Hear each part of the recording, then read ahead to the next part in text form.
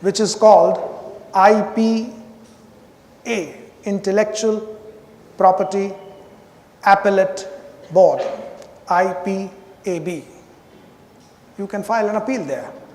If you are not happy with the appellate board's decision, then the jurisdiction lies in the High Court. Then you will have to contact Mr. Chaturvedi. You'll have to come to me to challenge that IPAB's decision against you in the High Court. And that is where the litigation part begins. That is where I said that those lawyers who want to be arguing counsels or litigator side, you have a future there. You can be an IPR lawyer. Now these are conventional intellectual properties. As I said, in the year 1999, one more area was carved out called geographical indicators. Now what is this geographical indicators? Geographical Indicators Act of 1999 says that an association of producers or a body of producers of a product can get themselves registered and can get the product registered on the basis of a geographical dimension. The product itself is known with the geography. For example, Bikaneri Bhujia. Now that Bhujia, that type of product, that type of namkeen originates from Bikaner, so Bikaneri Bhujia. Dehraduni Chawal. The chawal, the rice produced from Dehradun, geographical area. You are identifying the very product from a geographical area. That is registered under Geographical Indications Act of 1999. You want the product of a particular geography. So you go and demand from the shopkeeper that I want this product from this geographical area. There is a kind of wheat, Gehu, MP Sihor Gehu. This is geographical indication. Now you may be getting wheat of various kind, produced several parts of India, but you want a particular geographical area's product, and that is why it is being registered under Geographical Indications Act of 1999, which is commonly known as GI Act. You have to register your product under that GI Act. And therefore that cultivation, that product belongs to that area. For cosmetic products, people use Multani Mitti. That comes from Multan, geographical area. So Multani Mitti I want. That is how these geographical areas have their own product. And the value of the product is basically from that geography, geographical area. The product may be available from different areas, but you want the product of a different geographical area. That is why the Geographical Indications Act, a separate carved out, new enactment. Thereafter, as I explained, in the year 2000, 3 more statutes were introduced. First was Biodiversity Act of 2000. Now this was the result of another UN convention which is known as UNCED, United Nations Convention of Environmental Development, UNCED. Post this convention, a need was felt for protection of flora and fauna of the world. Now there are several advertisements you must have seen: Bengal tiger, Gir lion. Now this lion is different from an African lion. Now that species has to be protected. Certain plants are dying, certain forests are dying, that flora and fauna need to be protected because that is the identity of that particular area. It doesn't happen any other place other than that area. So for the protection of the flora and fauna, a new act under the Environment Convention was created, Biodiversity Act of 2000. And that is a property of that area. There were a special species from the state of Madhya Pradesh which was known as white tiger. This white tiger is not found anywhere in the world. And you would be surprised that if you visit any country globally where in a zoo you find a white tiger, you will be surprised to note that it is being supplied from a state called Madhya Pradesh, part of India. They will have to demonstrate that signboard because it is the species from India and registered under Biodiversity Act of 2000. So they cannot circumvent the declaration. Then another act which was created was Plants Variety and Farmers Act. This was for the cultivation of new products by the combination of agriculture and horticultural researches. Now you might have observed that there are bonsai mango trees.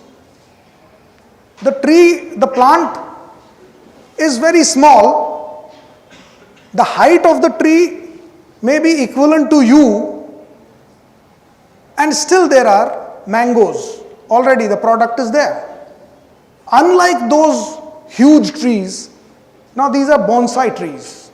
These are cultivated, developed by farmers. By breeding different types of plants and varieties. There are agriculture universities in India. There are agricultural graduates, soil scientists who research how to create new species, new types of fruits, new combination of vegetables, how to multiply the production.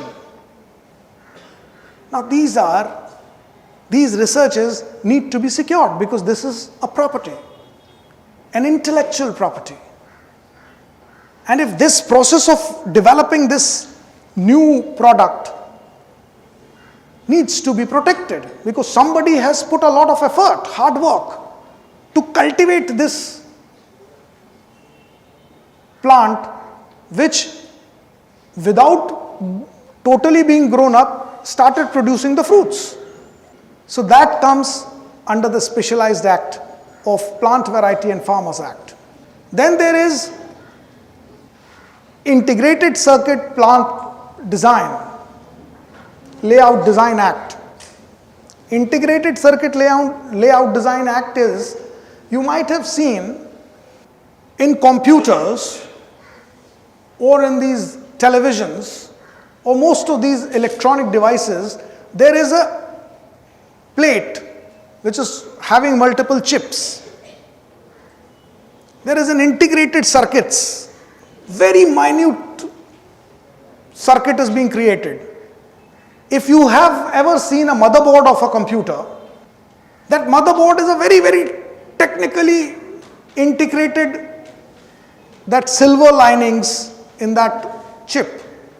Now, these are created after a lot of research and hard work. And that is why they are called integrated circuit. Every integrated circuit has a different layout plan. And that is why in your computers, every year you see the processor has enhanced the speed. So to enhance that speed, this whole process, integrated circuit, has to be cultivated more and more and more. Now the design keeps changing. So whoever is applying the mind has to be rewarded because that becomes his property. And it need not to be copied by the other who simply copied and started utilizing and exploiting that property. And therefore, the Specialized Act, Sui Generis Act, was created, called Integrated Circuit Layout Design Act.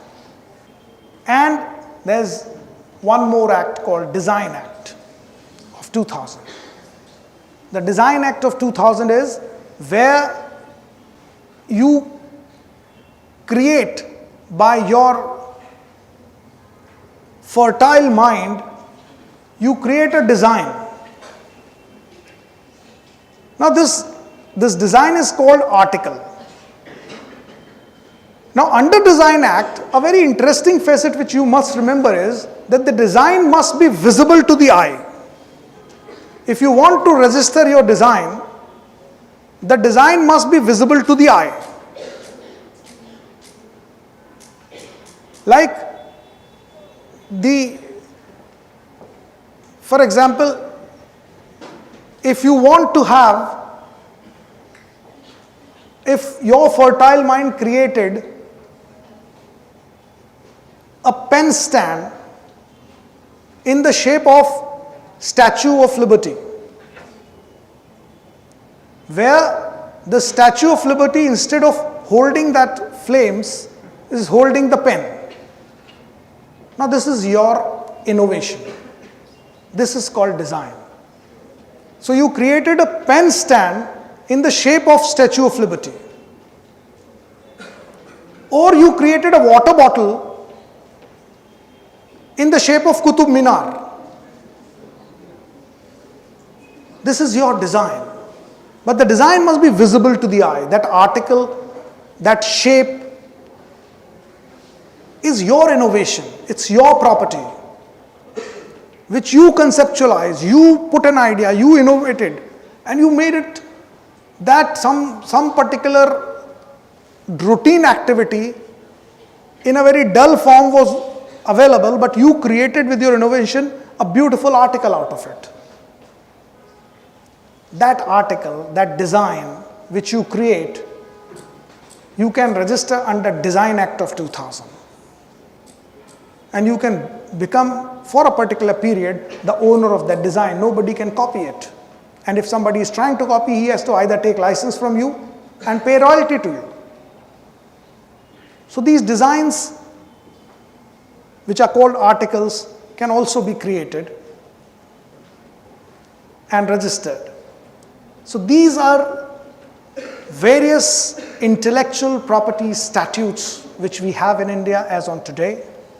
Although I admit that this is, each act itself, each statute itself needs to be a subject matter of a detailed study and advanced level studies, the practical applications, because there are people who are earning their bread and butter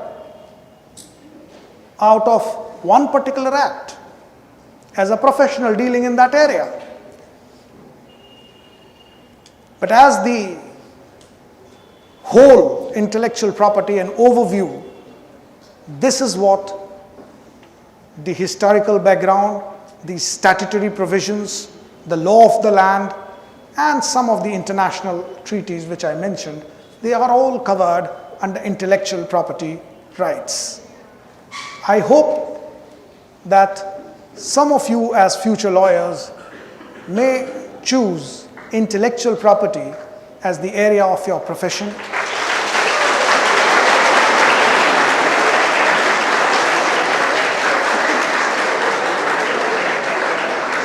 And mind you, intellectual property is the future property of the world. Gone are the days that in future the movable area of intellectual property is live. Thank you so much. Thank you, sir, for